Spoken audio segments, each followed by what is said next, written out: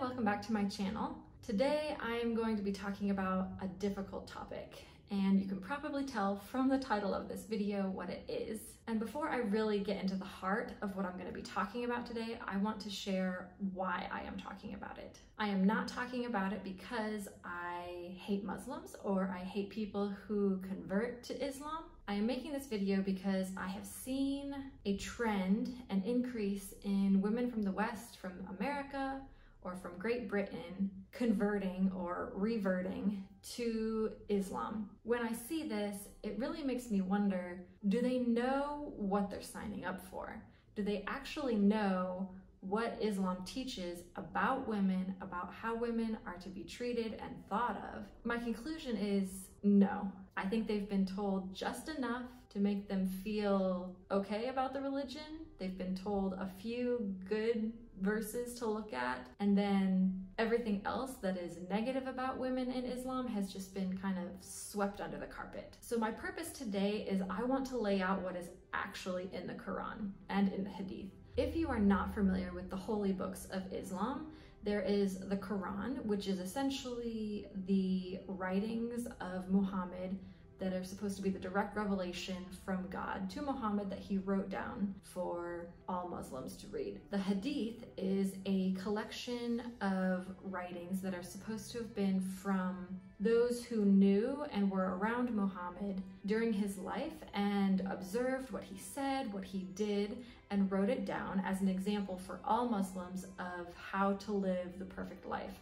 Muhammad is set up as the example of how to live life as a perfect Muslim. So they are basically viewed as divinely inspired as well as the Quran, and so both together make up the teachings of Islam and the prescription for how Muslims should live and operate in the world and in relationships. There are a small minority of Muslims who are what you would call Quranic only Muslims, where they believe the Quran is all you need and the Hadith is not divinely inspired, is not to be used for prescription on how to live as a Muslim. But that's a small minority. By and large, both sets of writings are considered vital to success as a Muslim. But that being said, even from the Quran, there are still major issues that I see in how women are thought of and treated. I will be speaking from both today, and I will do my best to give references for where I am pulling this information from. So if you don't believe me, you can go and check the sources for yourself. I did most of my research just by going to Islamic websites where they have online versions of the Quran and the Hadith. I know that some Muslims will probably come back at me and say that, well, I was reading it in the English translation, which is not considered divinely inspired. It's only divinely inspired if it is written and read in Arabic. But most of the women that I am trying to speak to are from the West and do not read or understand Arabic, and therefore cannot go and check the Arabic translations to cross-check what I'm saying. So I will be pulling from the English translations so that my audience can also go and cross-check what I'm saying and review it for themselves. So to start out, one of the very first verses in the Quran does say something along the lines of that women and men are created equally. However, after that, it continues and in practice does not seem to live that out. So just to dive into it, the first place I want to go is chapter 4, verse 3. And I should say that chapter 4 of the Quran is considered the book of women in the Quran. So it's actually called that if you look it up. But verse 3 says that men can marry up to 4 women. So there's some debate on the interpretation of this, because the verse says a man can marry 1, 2, 3, 4 wives. But Muhammad himself actually had 13 wives. And so there are some Islamic scholars who have said, well, this is just, they're counting. 1, 2, 3, 4, 5, 6. It's just meant to be an indication of counting upwards. But 4 may or may not be the limit. If you know many Muslims or speak with Muslims, most of them will say, you shouldn't have more than 4 wives. That's kind of the generally accepted interpretation of this verse. But the fact remains, a husband can have up to 4 wives. And I want to know, how is that equal? Can a Muslim woman have up to 4 husbands? Why is that not permissible? What's the difference there? Why is it only a man who can be a polygamist and have multiple spouses? Continuing on, still chapter 4, verse 11, we find that when a father dies, the son will inherit twice what any women in the family can inherit. So say there is a son and a daughter, and those are the only children that a father has. When he dies, the son will get 2/3, the daughter will get 1/3 only, purely based on gender. Chapter 4, verse 20, a man can replace his wife with a new one if he desires. I didn't do extensive research into this, but apparently a man can say, I decided not to subject you to my bad pronunciation, so here it is on the screen. 3 times, and he's considered divorced. And now, because of modern technology, there's debate, like, does it count if he texts it, if he tweets it? What counts as a lawful divorce? But the fact is that in Muslim society, it is very easy for a man to get a divorce, but nearly impossible for a woman to get a divorce if the husband does not also agree to it. So if the wife wants to leave, but the husband says, nope, I don't want to get divorced, she is basically stuck. The law is not on her side to allow her to leave. And I want to clarify here as well that I am not saying this to paint Arab or Muslim men in a bad light. In going through these verses, this is what Muhammad prescribed. If they are going to be good Muslims as they want to be, then this is what they are told to do. And I think it's also important to say that if you are in a relationship with a Muslim and he is not doing these things, he is kind of cherry picking his religion, because this is what the Quran says. This is what their holy book says they should do and how they should live and how they should relate to women. So in order to be a good Muslim, they should be doing these things. And if they are not, then they are kind of reinventing the Muslim religion into something that was not what Muhammad originally intended. So take that as you will. The next one is chapter 4, verse 34. And this one is pretty famous, and you'll see why in a minute. So essentially the verse says, men are in charge of women. If a wife is suspected of acting arrogantly towards her husband should, number 1, warn her about her behavior, 2, forsake her in bed, and 3, strike her, or some translations say beat her. And if you read many of the English translations that are to be found online now, you will often see something that says like, beat her lightly or strike her lightly. But in the original Arabic, there is not that qualifier present at all. It simply says to strike or beat her. But because of, Western thinking about how women should be treated and the rights of women, Muslims, especially in the West, have gotten a little bit embarrassed by this verse and will, tweak it a little bit when they translate it so it's slightly more palatable to Westerners who read these verses. And there are some people who will say, oh, Muhammad was not in favor of beating women, he respected women, he told his followers to respect women. But there seems to be a discrepancy between what Muhammad says and does. I think there is some hopeful interpretation in people saying that, because especially moving into the Hadith, as I'm about to do, we see from those who lived and knew Muhammad that his actions and his words do not support that thinking. Muhammad may have said in some places, oh, respect women, but then in other places he instructs and says and does things himself that do not support respecting and treating women with kindness. All right, moving into the Hadith, and bear with me as I talk about the references. I may not be saying them quite correctly because I'm not 100% familiar with the formatting of how they reference verses and Hadith and everything. It's a somewhat different structure than the Bible, for example. But I will include in the slides the exact wording of the English translations of these verses, even as I may be paraphrasing them as I'm speaking now. But I will give you exact screenshots of what the online translations of the Quran and the Hadith say about each of these examples that I'm giving. So this is from Muslim book 9, Hadith number 3506. It's talking about Omar, who was one of the acquaintances of Muhammad and spend a great deal of time with him, and this is what he is relating about an experience that he had with Muhammad. So Umar comes and sees Muhammad sitting with his wives and the women of his household around him, and Muhammad seems to be sad or depressed, and Umar wants to cheer him up and make him laugh, and so he basically tells a joke, and he says, women are always asking me for money, and so I went up and I slapped, I believe it was his daughter, I slapped her on the neck when she asked me for money. And Muhammad laughs, saying, my wives do the same thing.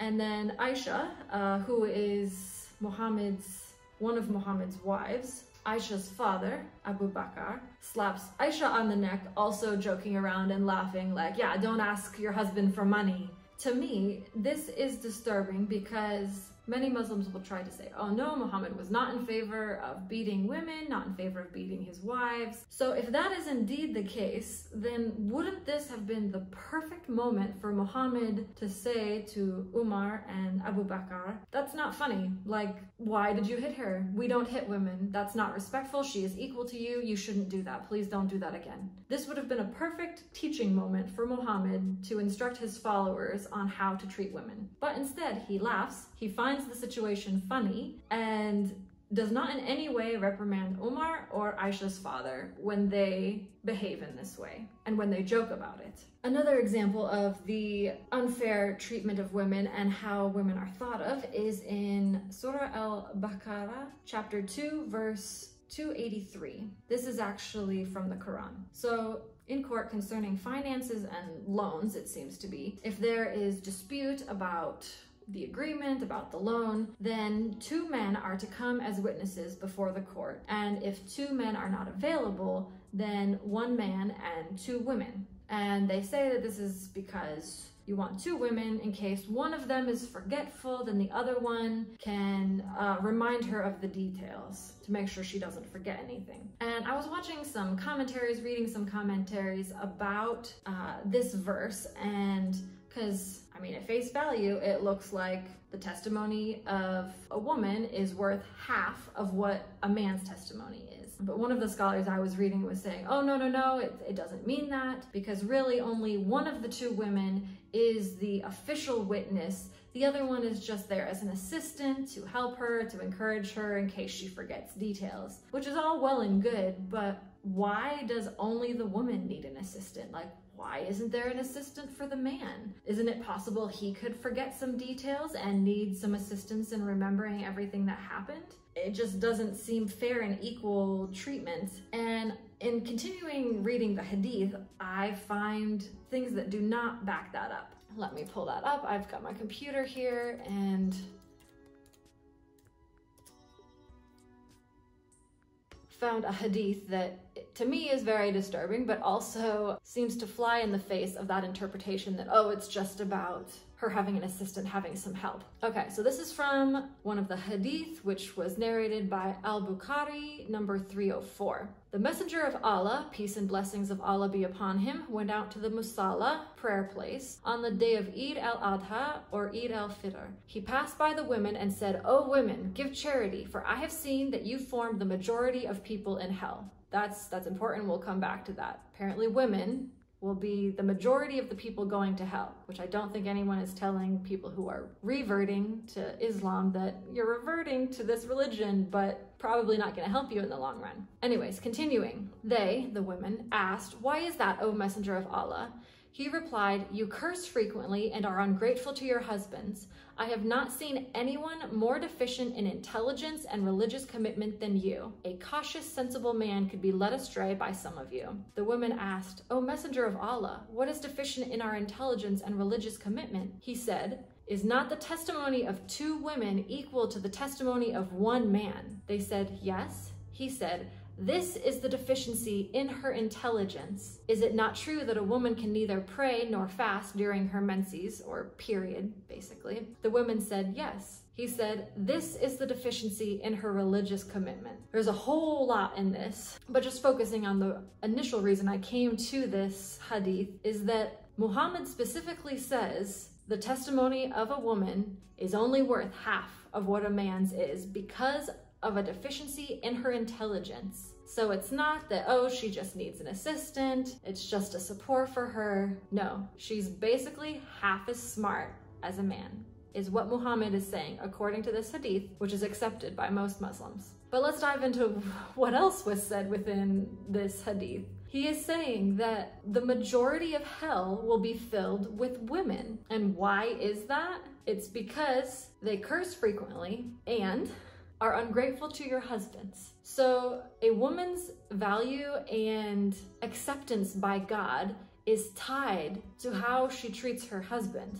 And I'm not saying that women should ever be ungrateful or rude or antagonistic to their husbands. I love my husband. I try to treat him with respect, and I'm immensely grateful for how he cares for our family and how hard he works. But what a unbearable burden to feel like if my husband is not happy with me, then I am not accepted by God. We are all imperfect. We will never be perfect wives. And it's so vague. Like, what's the solution to this? If a wife is ungrateful to her husband one time, does that mean she's going to hell? Is it if she's 2 times? If it's 1,000 times? It's just so open-ended. And let's look at the opposite end of this. Is a man going to hell if he is unkind or does not provide for his wife? Where is the consequences for husbands and how they treat their wives? There just seems to be an enormous burden on women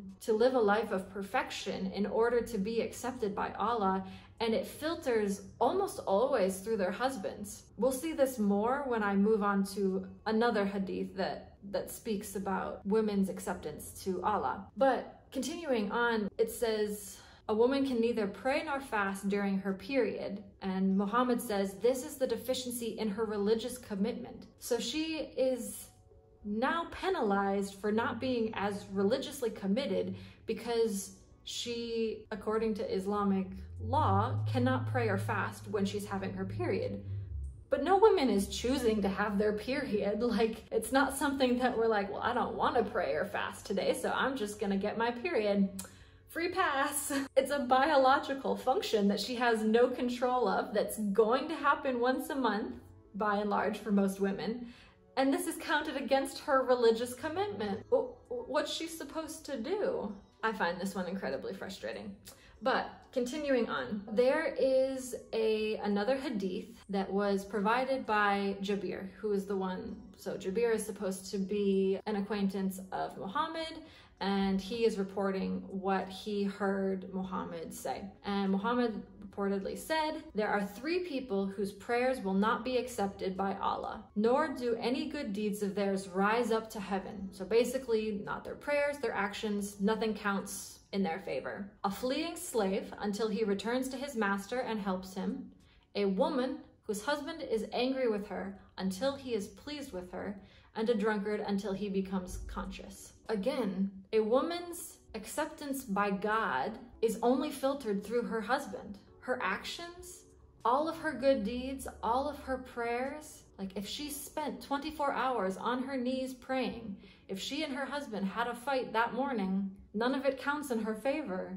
How is this uplifting of women? How is this equal gender roles between men and women in Islam? It paints a very tragic picture of God, in my opinion. It basically looks like God and men are pals and whatever men want, they get, and women get the scraps. They get what's left over. If the man feels like treating her well, if he feels like allowing her access to God, it's like he's the gateway for the woman to God. I know some of you may say, well, you're just picking the verses that make Islam look really bad, that I'm just picking the verses that make Islam look really bad, where women are concerned. And I really wish that that was the case. Number one, these verses were not hard to find, but they are in fact the majority. There was research that was done by Bill Warner. He studies Islam as a political structure. He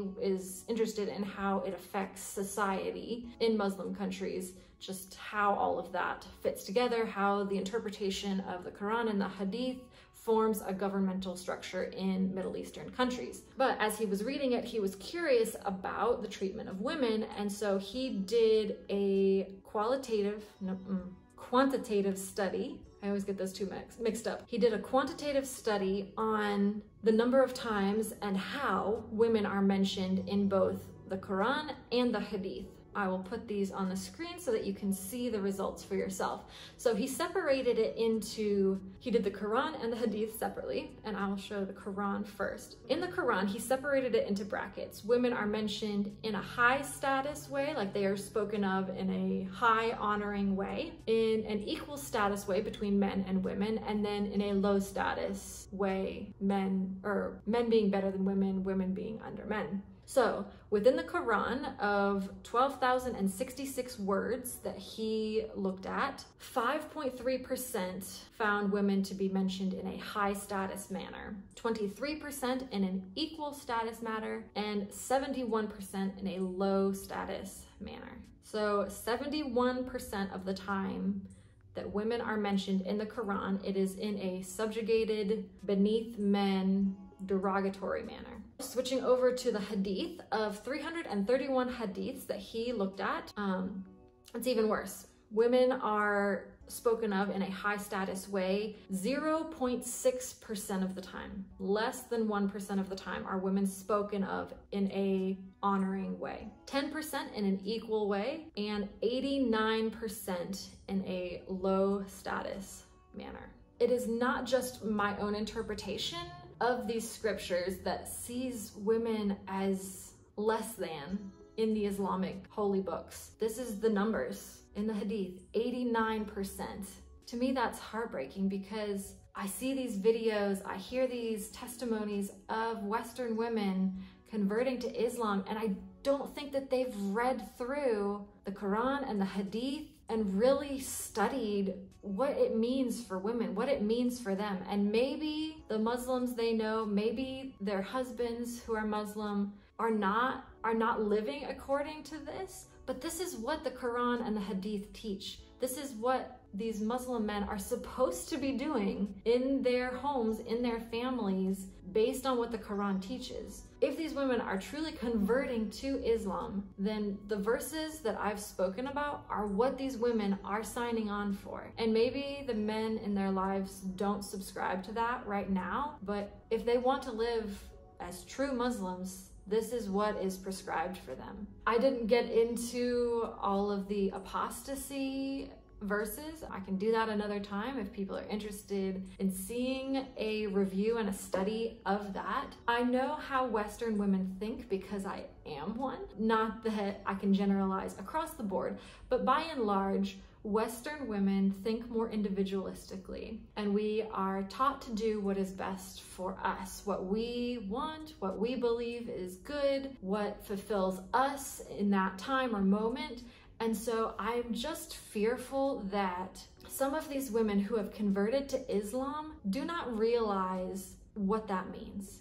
If they ever decide, I don't like this life, I don't believe this, or I don't want to be a Muslim anymore, they are locked in. According to the rules of Islam, they cannot leave because that's called apostasy, and the punishment for apostasy is death. Members of the mosque, members of their Muslim family that they may have married into, have the legal right to kill them if they decide they no longer want to be Muslim. And I'm not saying this because I want to scare people or shock people. It's the truth. Like, it's the facts of what is taught in Islam. And I think Western women are just looking at this and going, oh, it's a nice family structure. It's a nice welcoming community. And it is. Muslim people are some of the nicest, friendliest, most welcoming people. But their religion is based on these facts that I've talked about today. And as I've said, I love Muslim people, but I don't like what Islam teaches because this is what it is. And it's dangerous and it has serious consequences. And so I just want women to know the facts and to go, before entering into life as a Muslim, please do your research. Please look at these verses in the Quran and in the Hadith for yourself, and don't just ask your Muslim friends or your Muslim husband or boyfriend for their interpretation, because if they know you, they're your friend, they love you or care about you, their job is to convert you. They want you to be part of they want you to be part of the club. They want you to be part of the brotherhood, the sisterhood that is Islam, but they're not going to tell you what it really means because they may not even know themselves. Many Muslims don't read the Quran or the Hadith with an analytical mind. They're taught to do what the Imam says, to listen to the Imam's interpretation, and to leave it at that. Don't question. In Islam, faithfulness and loyalty to the religion is a far greater value and honor than logical, analytical understanding of Islamic teachings. So I know that that's a lot. It's really heavy stuff. I didn't even go into everything that there was. I just wanted to give kind of a basic overview of what I found when I did some research for myself. I hope that this has been helpful and eye-opening. Please talk to me if you have questions, if you have topics that you want to know more about. And not just me. I mean, I am not an expert in Islamic theology, but I don't think you need to be. I think you can do plenty of research for yourself. With that being said, thank you so much for watching, and until next time.